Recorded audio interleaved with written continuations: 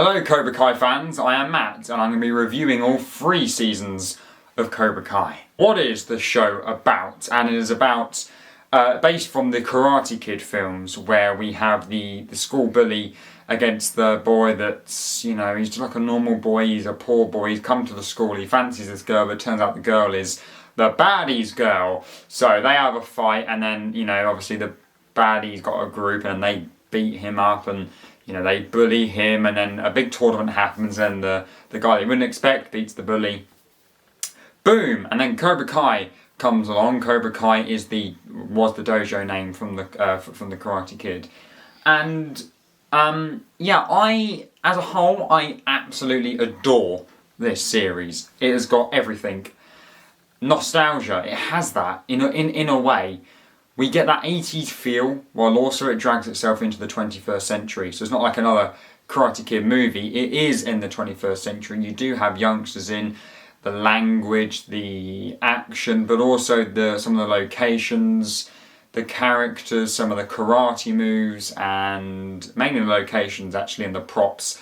Just feel very, very old-fashioned, and it just suits the whole feel of the whole show really well, and that's why it makes it stand out. Obviously the show is coming back for a 4th season. If you haven't seen, there is a teaser trailer for season 4, which I'll leave in the link down below in case you've not seen it yet. And yeah, we'll get into that in just a minute. So let me talk about why I like this, the positives and the negatives. So what I liked about this show is that Johnny was obviously the bad guy from the Karate Kid films, but I really liked Johnny in the Karate Kid, and I sort of hope they wouldn't mess up his character, but they've done fantastically with it. Like the way that he is still stuck in his own ways in a lot of ways. He's very not very PC, and he he doesn't know how to use Facebook. So he's quite old-fashioned in that way. But he's got a big heart.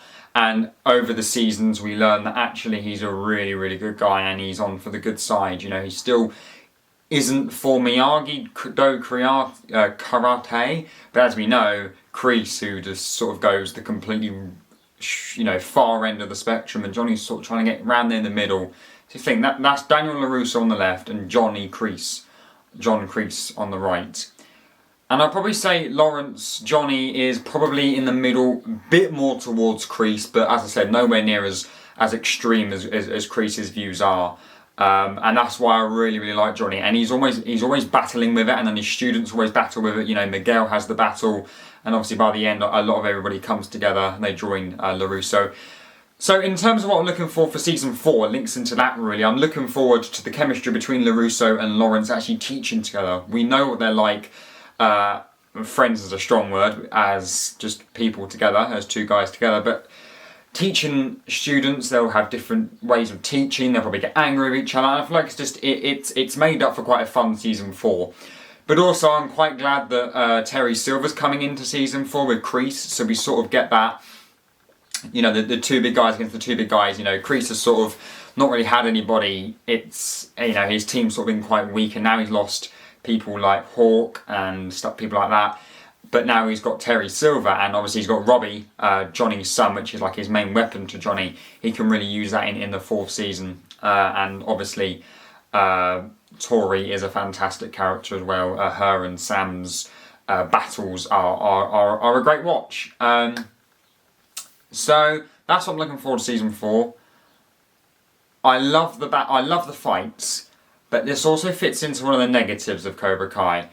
One negative is that I noticed it mainly on the final fight between Johnny and Kreese in the dojo, the Cobra Kai dojo, and it's very, very easy to tell that Kreese, it isn't Kreese, it's another actor playing Kreese, because he's a lot younger, his head moves a lot quicker. You just know when someone isn't that person, and I knew that with Kreese, and it happens. Kreese is an old man, he can't be as quick as Johnny can, because in real life if they had a fight, Johnny would absolutely bash him out in seconds, but I feel like they could have done a bit better to hide it maybe. You know, the sort of the way he moves, it wasn't how Kreese would move, and it just sort of the whole fight. My main thoughts was on the whole fight, which it shouldn't have been, because it was a really good fight. And it ended with Kreese almost being killed, you know, or vice versa. Someone could well have died in this fight because there were weapons involved, there was glass, and you know, it was a big finish to season 3, and just that was just niggling at me a little bit. But also, I feel like it's more with the youngsters.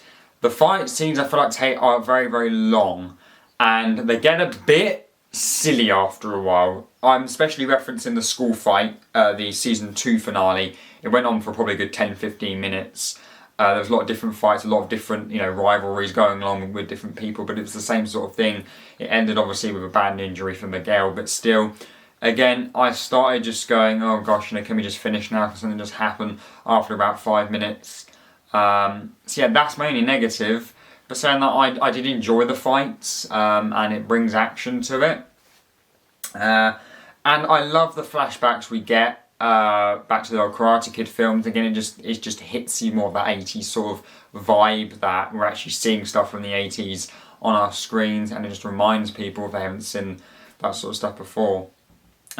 So my rating out of 10 is a 8.5, so it's pretty good. I'm really looking forward to season 4.